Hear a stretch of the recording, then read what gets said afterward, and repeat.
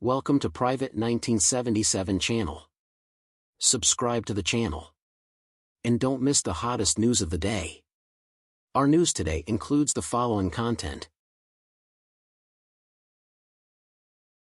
In the glimmering world of Chinese entertainment, where every gown, every glance, and every lipstick shade can spark a trending hashtag, two rising stars have found themselves at the center of an unexpected fashion storm.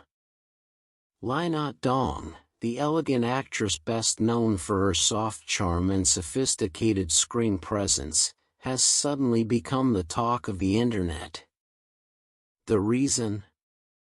Her on-screen looks in My Nandu are being compared, almost frame by frame, to those of one of China's reigning style queens, TRIEU.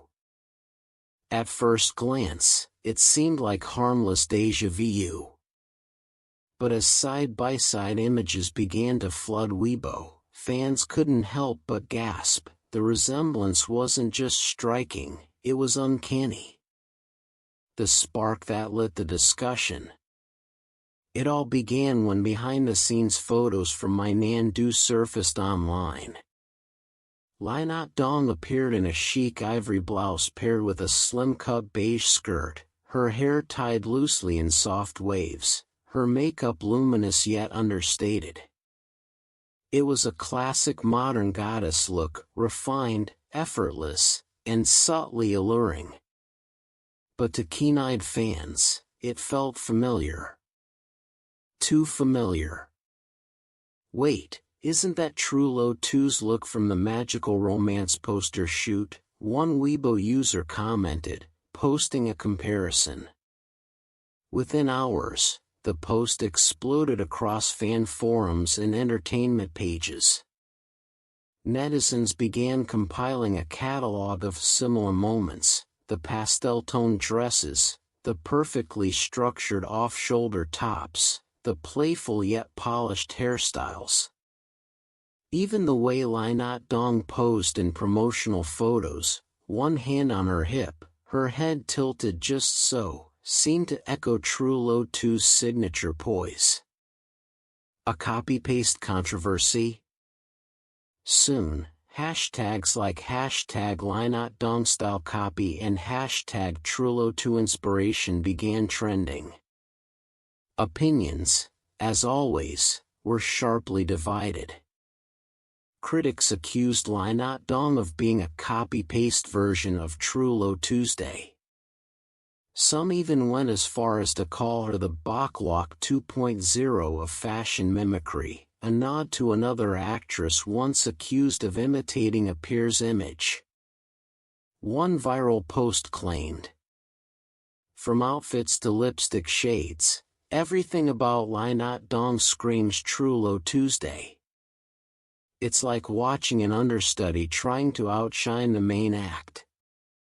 But not everyone agreed. Many fans jumped to Nhat's defense, arguing that the similarities were purely coincidental, and that modern Chinese film aesthetics naturally favor certain visual trends. One fan wrote, "These actresses play similar types of characters: confident, independent, elegant women in professional settings. Of course their costumes will overlap. You can't accuse someone of copying for wearing a white blouse." Style twins, breaking down the looks. To understand why the debate caught fire, let's take a closer look at what makes both actresses' fashion choices so magnetic. 1. The neutral palette. Both women adore earthy, neutral tones, creams, taupes, blush pinks, and soft grays. These shades highlight their delicate complexions and lend an air of refinement to their on-screen personas. The simplicity of the palette also allows accessories and textures to shine subtly, creating an aura of effortless sophistication. 2. The body-hugging silhouettes. Nhat and TRIEU both favor outfits that flatter their figures without crossing into overt sensuality. Tailored blazers, pencil skirts, and form-fitting dresses dominate their wardrobes, giving off strong modern career woman energy. These outfits symbolize ambition and elegance in one breath, a visual shorthand that resonates with Chinese audiences' love for smart, capable heroines. 3. The feminine touch. Despite their professional style, both actresses never abandon softness. Ruffled sleeves, satin fabrics, lace accents, and pearl jewelry often find their way into their ensembles. The balance between power and grace is exactly what makes their looks so captivating. 4. The hair and makeup factor. Here's where the controversy deepens. Both stars sport soft, wavy hair with natural volume, often tucked behind one ear, a small gesture that feels distinctly TRIEU Tuesday. Their makeup follows a similar philosophy: peachy blush, coral lips, gentle eyeliner. When placed side by side, it's hard to deny that the resemblance is almost cinematic. Coincidence or imitation? The industry's take. In the Chinese entertainment industry, where branding and personal image are as crucial as acting skill, the line between inspiration and imitation is razor thin. Fashion stylists and film costume designers often draw from shared trend boards, Pinterest mood boards, and even international runway looks.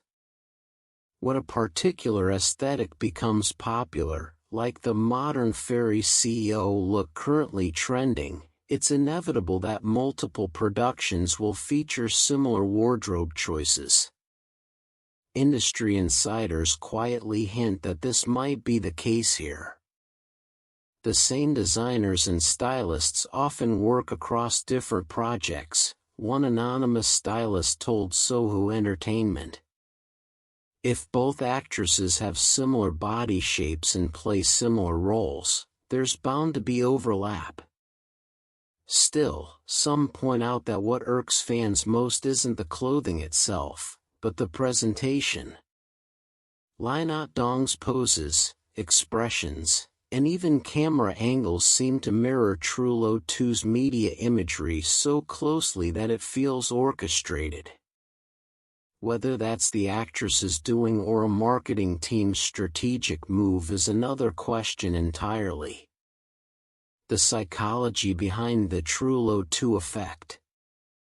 Why does this resemblance strike such a nerve? To understand that, one must look at TRIEU's influence. Known for her cute yet classy vibe, TRIEU has built an image that blends youthfulness with professionalism. She's not just an actress, she's a fashion archetype. Millions of young women follow her looks, from her hair color to her choice of handbags. When another actress appears to channel that same aura, it sparks an instinctive reaction, almost as if someone is encroaching on sacred stylistic territory. It's not just about clothes. It's about ownership of an identity.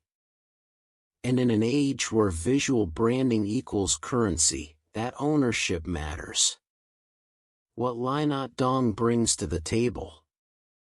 Amid the swirling comparisons, it's important to note that Nhat is not a newcomer desperately chasing relevance. Born in 1990, she has carved her niche through years of steady work and polished performances.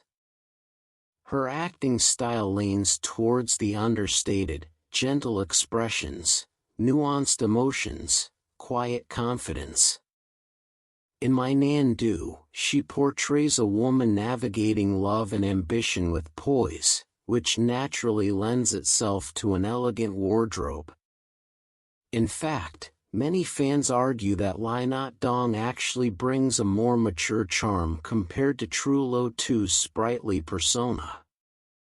If TRIEU is the sweet spring breeze, Nhat Dong is the calm autumn sunlight, one blogger poetically remarked.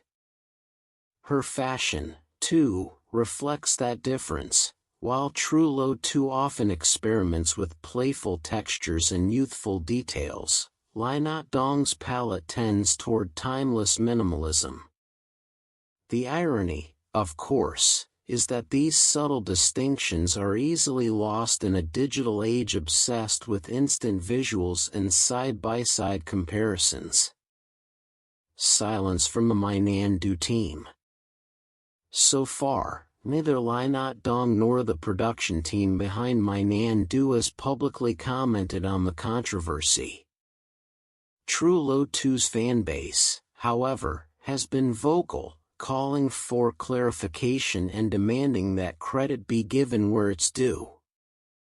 What adds fuel to the fire is that TRIEU's wardrobe in her latest series was reportedly co-designed by her personal stylist, meaning her looks were carefully curated and unique to her brand. If another production borrows heavily from that aesthetic, even unintentionally, it treads on delicate ground. For now, Nhat Dong's camp has chosen discretion over defense. But silence, in the entertainment industry, is rarely neutral, it often amplifies speculation. The bigger picture, when fashion becomes identity. In a broader sense, this debate isn't just about two actresses in a few similar dresses. It highlights a larger phenomenon, the way image and identity intertwine in celebrity culture. Today's stars are more than performers, they are visual brands. Every outfit, every pose, every eyeliner wing is part of a narrative carefully designed to evoke emotion and recognition. To own a style means to own a story. And when that story is borrowed, even unintentionally, it feels like a breach of authenticity.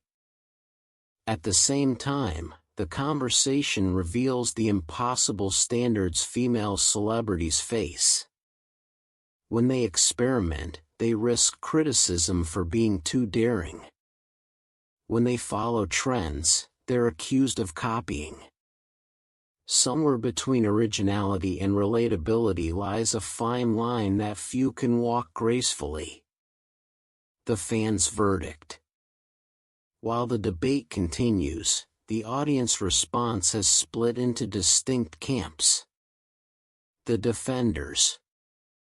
These fans see Nhat Dong's fashion as elegant and inspiring, independent of any comparisons. They praise her figure, her graceful demeanor, and her ability to carry each outfit with quiet confidence. The critics. To them, the resemblance to TRIEU is too precise to be coincidence. They argue that originality is key in showbiz, and that Nhat Dong, or at least her stylist, should cultivate a more distinct image. The realists. A middle ground group that believes this is simply how modern Chinese aesthetics evolve. Fashion trends cycle quickly, overlap is inevitable. Today it's Nhat Dong and TRIEU, tomorrow it could be someone else entirely. Meanwhile, TRIEU keeps shining. As all this unfolds, TRIEU herself seems unbothered. Her latest drama continues to dominate streaming charts, and her promotional images are as dazzling as ever. Her fans affectionately call her the Queen of Effortless Chic, a title she continues to live up to. Whether in a tailored power suit or a dreamy chiffon gown, TRIEU remains the epitome of modern grace. If imitation is the sincerest form of flattery, perhaps this entire saga is a testament to her influence. Conclusion: beyond the mirror. In the end, the debate over Nhat Dong's Trulo 2-inspired style may fade as new trends emerge and new dramas take the spotlight. But it leaves behind an interesting reflection on fame, fashion, and individuality. Maybe the real question isn't whether Nhat Dong copied anyone, but why we're so quick to assume imitation instead of inspiration. After all, art, style, and beauty have always thrived on echoes and evolutions. Nhat Dong's wardrobe might remind us of Trulo too, yes. But perhaps that's not a flaw, it's a conversation between two muses in the same dazzling universe of Chinese cinema. And if both women continue to dazzle audiences, inspire fans, and raise the bar for elegance on screen, maybe, just maybe, the world is big enough for two queens of modern style.